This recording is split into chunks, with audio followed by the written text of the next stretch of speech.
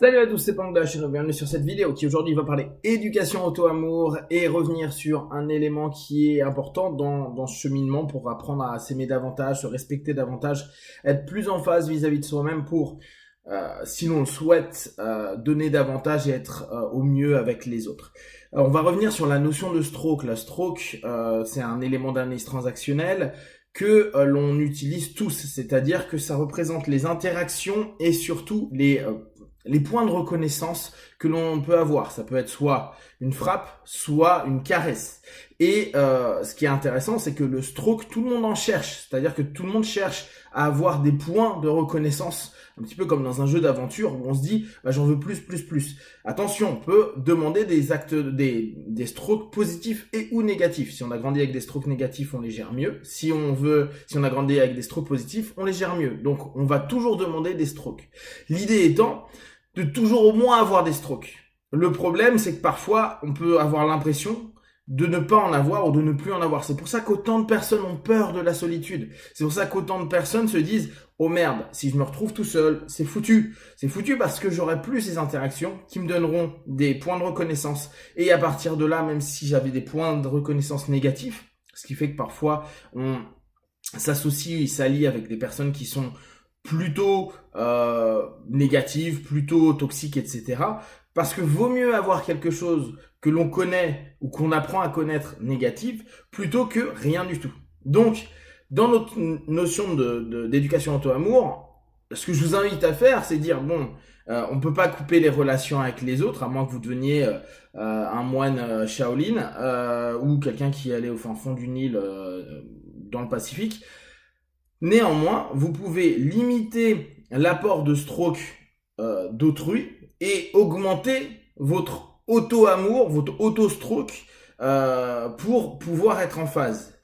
Et l'idée aussi, c'est de pouvoir mieux gérer les strokes que vous allez avoir avec des personnes, des êtres que vous estimez et auxquels vous sentez vraiment dans une notion qui est forte, puissante. Quand je dis forte puissance, c'est en gros la qualité des strokes, la qualité des interactions, la qualité des points de reconnaissance que je vais avoir. Ce qui est intéressant, c'est vraiment la notion que Berne avait donnée, qu'il appelle la structuration du temps. Et la structuration du temps, c'est de dire que dans notre vie, on fait que de la structurer pour obtenir des strokes, des interactions, puis après, on peut l'orienter autrement, mais là, dans ce qui nous intéresse, pour obtenir des strokes.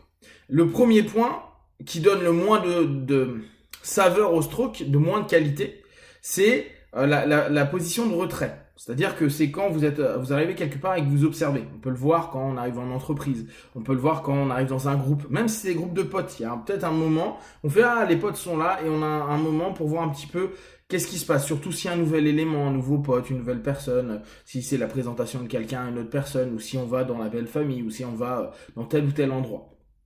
Une notion de retrait. Donc à ce moment-là, les strokes existent parce que même si on est présent, même si on est distant, on est présent, mais c'est des petits strokes. Je pense que la notion de retrait, c'est ce qu'on a avec Internet, avec les likes, avec les pouces, etc. C'est ces espèces de strokes que l'on peut avoir assez facilement. La personne externe ou les personnes externes peuvent percevoir que nous sommes là, qu'on existe.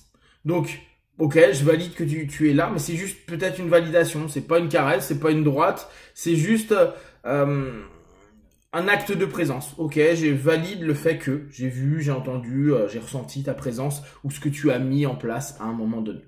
La deuxième chose, ça va être les rituels, les saluts, ça va, comment ça va, alors comment ça avance le boulot, blablabla, qui là déjà nous permettent de ne plus être en retrait et commencent à ce moment-là nous plonger dans un début d'interaction.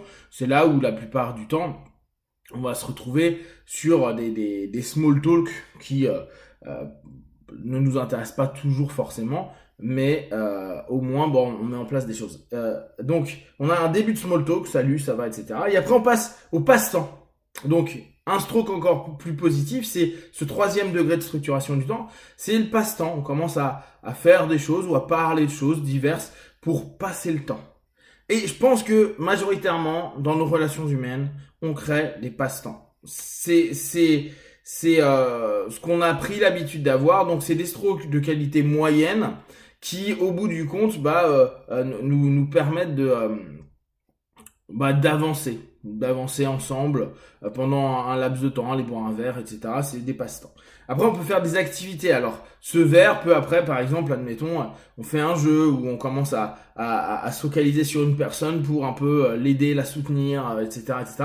Créer des activités ou partir et puis aller faire quelque chose, un match de foot ou autre. Où là, on a encore plus de qualité. On passe du passe-temps à l'activité. C'est-à-dire que ensemble, on a commencé à structurer une destination, une orientation qu'on souhaite. Et là, dès lors, on s'investit davantage et ça nous permet d'obtenir encore plus de qualité aux interactions et donc à nos points de reconnaissance. Après, on passe dans les jeux. Alors les jeux, je vous invite à aller regarder l'analyse transactionnelle. Les jeux, c'est un petit peu tout ce qu'on fait naturellement dans nos discours, nos communications, notre présence avec les autres. On crée des stratégies pour aller gratter des strokes aux autres, et on le fait tous, hein. C'est par exemple un oui mais, la personne vous dit quelque chose, vous dites ouais je suis d'accord mais, et après vous balancez tout ce que vous avez envie pour que l'attention revienne sur vous et qu'à ce moment vous grattiez un peu de stroke. Mais à ce moment-là, vu que vous êtes quand même au cœur d'une conversation, que vous êtes au cœur de quelque chose d'un peu plus profond que précédemment, vous allez récupérer plus d'attention. La personne est obligée d'écouter votre contre-argumentation pour pouvoir elle-même contre-argumenter éventuellement ou valider, invalider, etc. Donc à partir de ce moment-là, vous êtes en train de choper du stroke, de l'attention et donc du positif.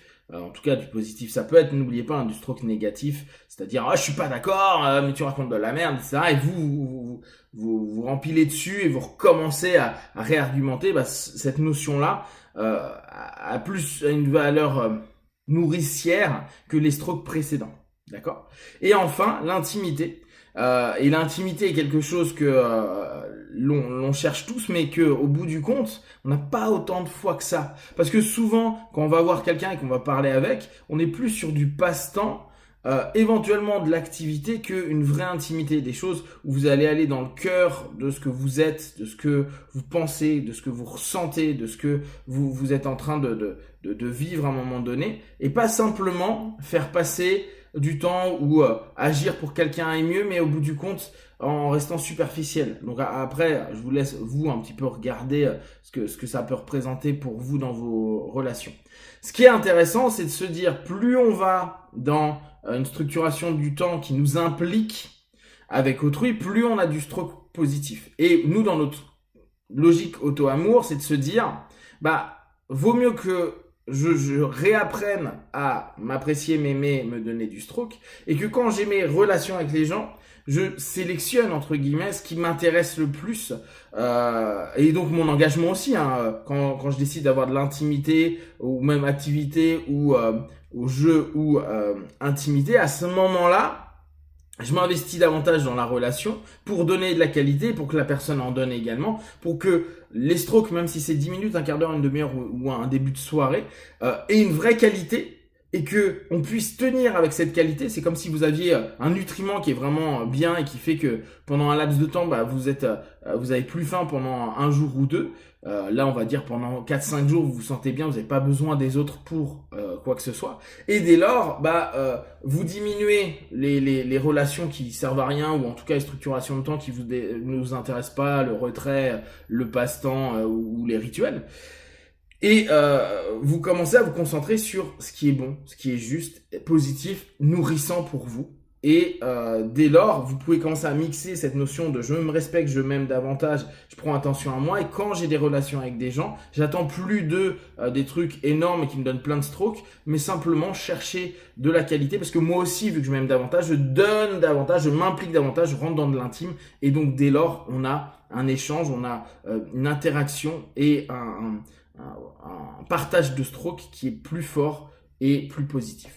Si vous avez des questions, des remarques, vous partagez sur Facebook, YouTube. Je vous invite à observer votre structuration du temps, vos strokes et comment vous les vivez. Et bien sûr, comme d'habitude, de tout ce que je propose, ne prenez que ce qui est bon et juste pour vous. Testez, observez, analysez et comprenez. Be one, ciao.